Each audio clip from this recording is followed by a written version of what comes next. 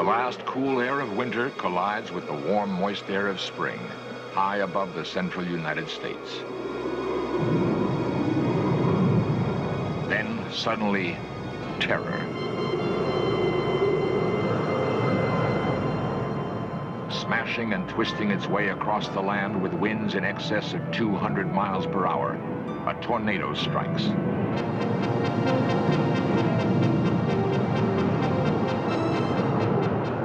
In all of nature's fury, there is no windstorm as great or as deadly as the killer tornado.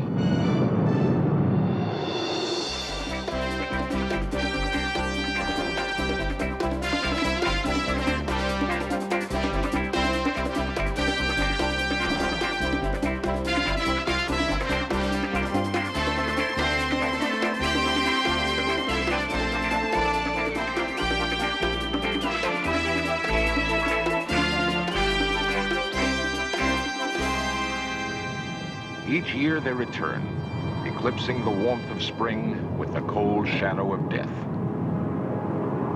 The tornadoes etch their mark, then vanish, unpredictable and unstoppable. Aided by advanced technologies, researchers and scientists probe the mysteries of the greatest of all storms, the tornado.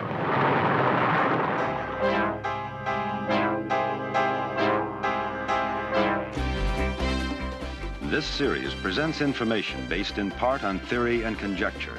The producer's purpose is to suggest some possible explanations, but not necessarily the only ones, to the mysteries we will examine.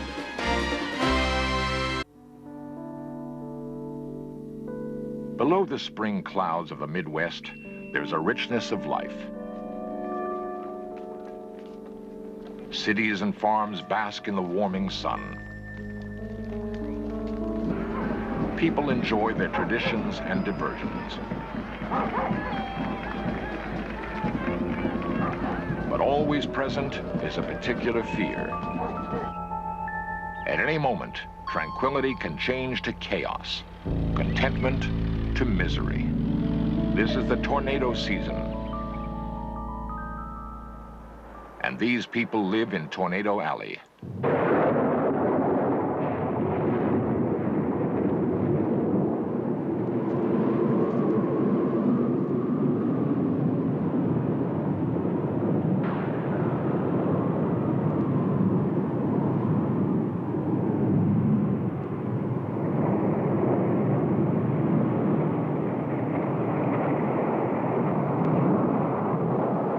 Statistics say that a city within a tornado area will be hit only once in every 250 years. Yet, Oklahoma City has been struck 32 times since 1892, and Codell, Kansas, 3 years in a row on the exact same date.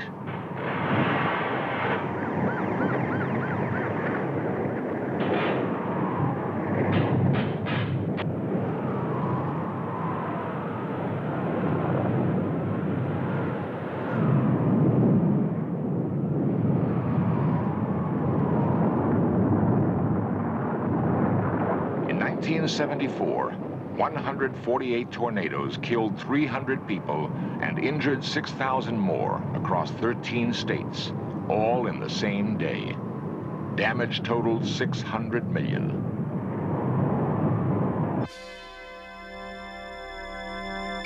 Tornadoes attack the land with circular winds that topple structures and send bits of metal and wood through the air with lethal velocity. It is not unusual for steel to be pierced by a fragment of wood or victims to vanish forever. The force within a tornado is equal to all the energy in the United States running full power for 5 minutes. Survivors of a recent tornado in Holton, Kansas, comment on their experience with the twister. Everybody respects them, I believe. I know I sure do. You just never can tell what they will do and where they will hit. I know these tornadoes here, they hit, and they bounce up, and then they come back down just like rubber balls. You just know where they're going to hit next. I think pretty much that they clear them, but yet they keep an eye on them. If the tornado's coming, a lot of them can see it 4 or 5 miles away, and they will keep an eye on it instead of going to the basement where they should go. The worst disaster we had here was in the trailer, a mobile home, and there was 4 people in it when the tornado hit it, and apparently they were not warned. The trailer, it set right up yonder, and as you can see, it was carried down here, and the frame sets over here, and it just looked like it picked it up and blew it up. They found a woman and a little girl approximately around a quarter of a mile from the scene. The father of the little girl, he died long in the night that same evening. To millions of people, tornadoes are a frighteningly real part of everyday life. Each year, the United States suffers damage in the millions. The value of the lives lost is, of course, incalculable. The tornado is the fiercest of all storms. Unlike the hurricane, it can unleash its fury with virtually no warning, bursting forth from the storm in an instant to ravage the earth for seconds or as long as 3 hours. Hoping to increase the crucial warning time the public needs to avoid tragedy, a counteroffensive is being waged by a dedicated group of men and women who are probing this mysterious and lethal phenomenon. Well, what I've prepared here is a sketch of an actual thunderstorm. It's a vertical cross-section, and the red arrows here indicate the major updraft within the storm, and the blue indicates the downdraft. Men such as Dr. Ernest Agee and his associates at Purdue University hope to answer the most basic question of all. What makes a tornado behave the way it does? Utilizing a tornado simulator, they seek clues to the cause of the devastating winds that form the tornado funnel.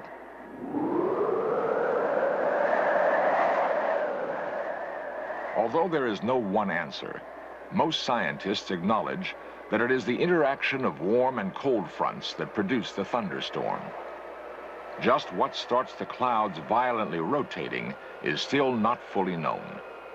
It could be a function of the Earth's rotation or some internal phenomenon within the storm itself.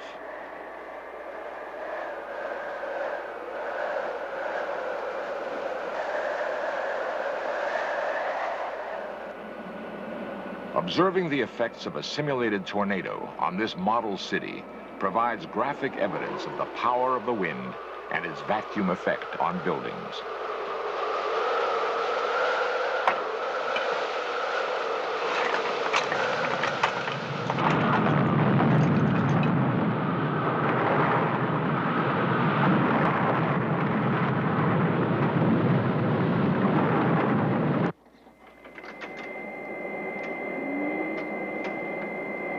The National Severe Storms Laboratory in Norman, Oklahoma, lies in the heart of the nation's most active tornado area. Here, meteorologists, technicians, and students work toward eliminating the element of surprise in the tornado's attack. Okay, oh, still yeah, up that looks there. good. Doug, can we have an ASRAN on the northwest circulation, please? We still are maintaining very high standard. Locked in a race against death and destruction, they utilize radar, satellites, computers, and eyewitness observations to scan the skies throughout the year in order to anticipate disaster.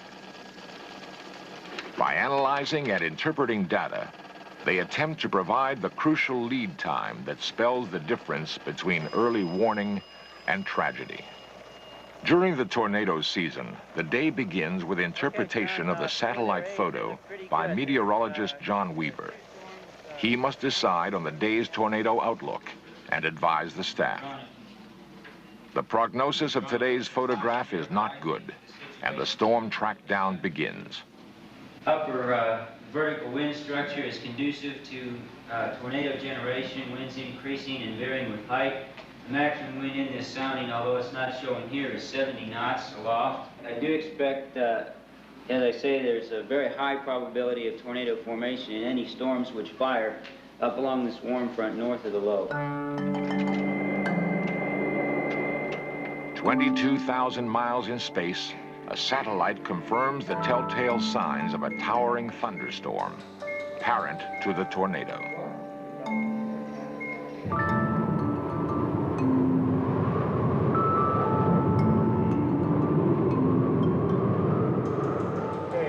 watch the circulation up here. It's updating now. In a darkened room, a handful of men track and predict the storm, hoping to outguess its deadly intention. Okay. Look at You that. might ought to call the weather service back and update them and call John. And we got a forecast position on there. Nerve center for the chase, they watch with mounting interest. All right. Looks like we ought to do something on that. Within minutes, the Storm Center issues an advisory. This just in. The National Weather Service has just issued a storm watch for the following areas of Kansas: Jackson, Cook County, Larimer County. Miles away, the skies only hint at what is to follow.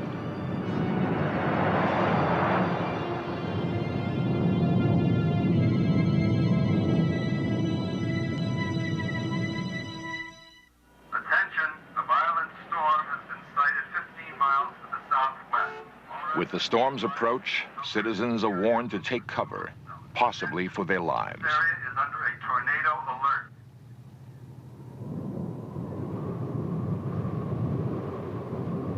Okay, let's go. It's already going up.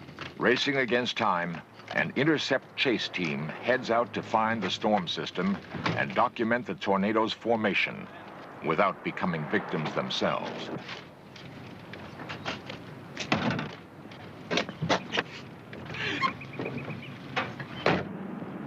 Be the harvest season again.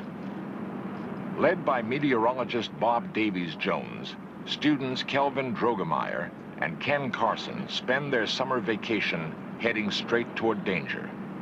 But adventure is not what spurs them on. It is knowing that they are part of a coordinated effort to save lives. We got two main missions.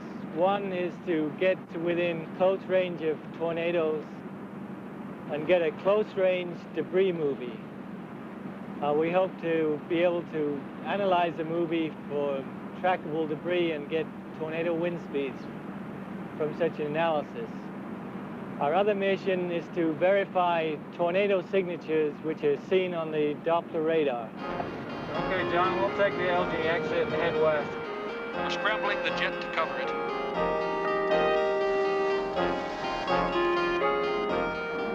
Aerial observation and recording of the storm's activity is initiated using a specially equipped F-4 Phantom jet.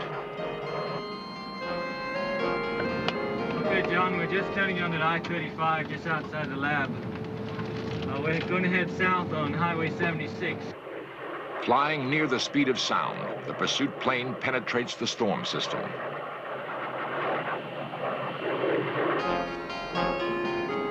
Time lapse started at 1200 CST. Setting up near the storm's edge, the chase team focuses on the most promising area for tornado formation. We'll be time lapsing at 1 frame per second. Bob's camera records nuances of cloud activity hidden to the naked eye.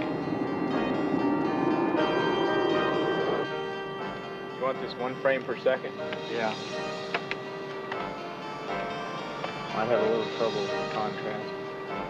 We need to get back in touch with John at the lab, too, pretty soon. Okay. Missile suitor control, do you copy, John? Okay, John, I copy. What kind of sky cover do you have? Okay, presently, we got cirrus overcast. We time-lapse some rotation in the cloud base. Appears to be a funnel to our north, heading towards the northeast. Okay, Roger.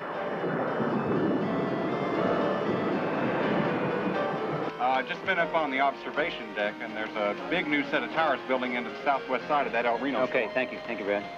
OU1, do you copy? Okay, controllers, OU1, go ahead.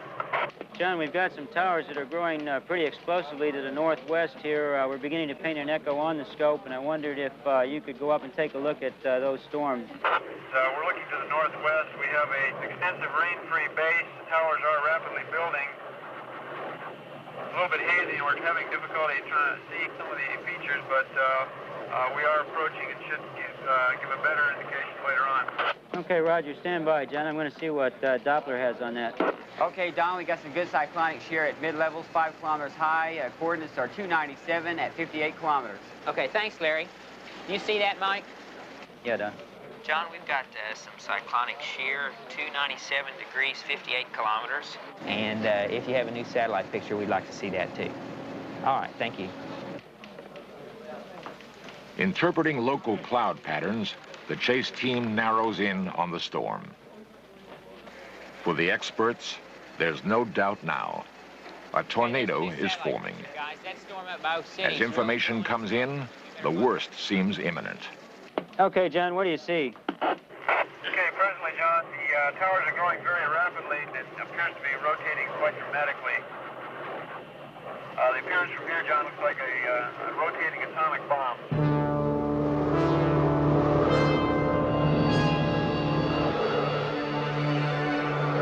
Yeah, that's only about 300 meters off the ground. So we're looking at it. 200 miles per hour. Don, this thing is really ramping up. We better go to the tornado. Okay, Larry. Call Tinker. This is Don Burgess in SSL Norman. I'd like to issue you a tornado advisory for a storm that's 300 degrees at 20 nautical miles. I would put it right over the city. Only moments separate the tornado from a town never struck before.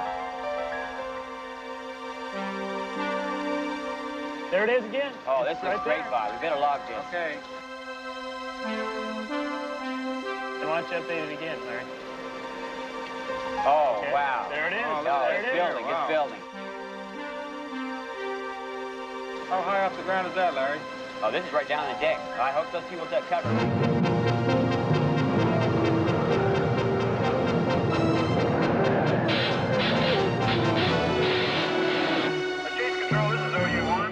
Go ahead, OU1. Roger, John. We have debris, a tornado on the ground just to our southwest. We are moving eastward very rapidly, and we'll attempt to get photographs and movies. Over. Don 1715, Chase reports debris. Chase sees the tornado, 330 degrees, 48 kilometers. We have an update on the looks like just about where we got it. They say County Line Road, Northwest Highway, there's been a lot of damaged houses destroyed.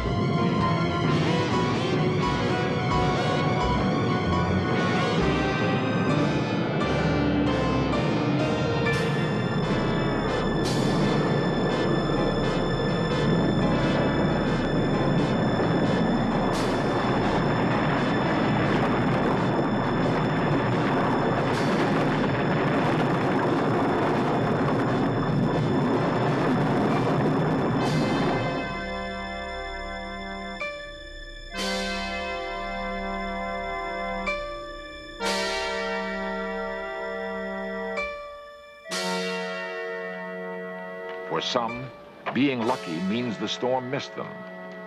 For farmer Dean Stouse, it means being alive and able to rebuild.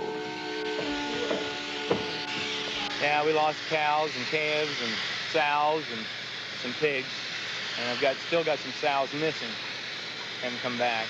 And, but there could have been a lot more killed than what actually was for all the debris and tin. There was a lot of tin flying around, and just like here, there was 41 fat cattle ready to be shipped Thursday, and this was Friday, the next afternoon, and we found every one of them, and no broken legs or anything like that. And I don't know how they got out of it. You can just see that stuff just pounded right in the ground, and they got away. Dean's wife, Karen, was alone in the cellar with her infant when the tornado struck. I could hear things breaking, but I had no conception of the wind or anything because I was singing lullabies as I was feeding my son his food. And I didn't know the roof was off or the windows were out until I opened the door to the basement and could see the sky. And usually there's 2 flights of stairs going up to the attic, and they weren't there. Until now, you know, you haven't been actually in contact. We helped back in when there was tornadoes south of here in Topeka and Meriden area, Silver Lake, when I was these boys' size. And, you know, I just never was personally involved, of course. But I am now. I guess it frustrates me so much that people are primarily concerned with the house, and the house can be rebuilt with income, but if we don't get the farm going, we don't have any income. But had it not been for advance warning, Karen Stouse and her baby might have been added to this year's list of fatalities. A list that is diminishing because of the dedication and skill of the men and women of the National Severe Storms Laboratory.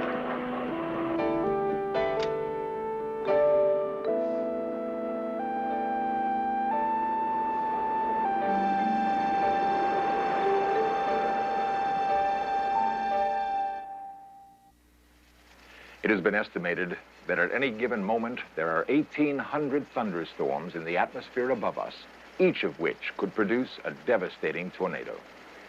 Despite all the advances in the science of meteorology, the tornado remains perhaps the most challenging weather event of all. To date, we have no way to stop the tornado. We can only try to cope with it. Can we expect someday to be able to modify or control this unique force of nature?